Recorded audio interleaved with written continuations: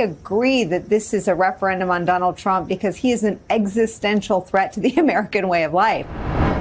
Hey guys, I'm on a press tour this week, but we didn't want you to miss this clip from the televised mental institution known as MSNBC. Mike Memoli, one of the things the White House seems to be latched onto that is demonstrably false is that this isn't a voter problem. This is a massive voter problem. 75% of all voters think he's too old. And I agree that this is a referendum on Donald Trump because he is an existential threat to the American way of life.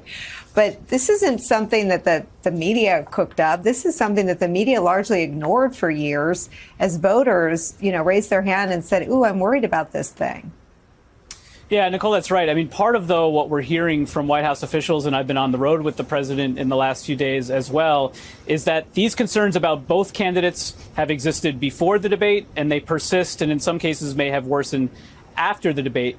But what the Biden team has not seen in their internal research, but also in all of the public polling that's been revealed, is the kind of attrition of his support to the degree that justifies the kind of public panic that they're seeing and trying to manage among Democratic establishment figures right now. Now, two things could be true, though, Nicolle.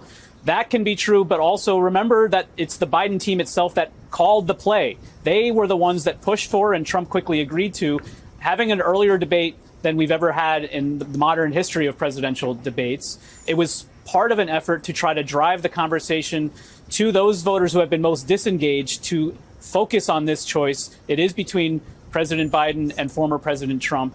And the conversation that's been going on since that debate has not been about what Donald Trump said during that debate and the kind of threat to democracy that the campaign has been arguing he poses. But it's been about whether Joe Biden, forget about whether he can campaign and win the job in the next 120 some odd days, but whether he can even do the job for the next 4 years. I just want to challenge, Mike for a second. First of all, it's not panic to question. It's panic to not question, frankly. And it's not just elites. Let's not be sold the blue goods. It's a lot of people that have a question about Joe Biden now. We will get behind Joe Biden. We will get behind whoever the candidate is. But let's not be afraid to imagine, to what the professor said before. Let's not let fear dictate us. I love Joe Biden. And if Joe Biden is a candidate, I'm all in. But this is the moment in time we throw everything on the table. The panic thing to do is to not do that.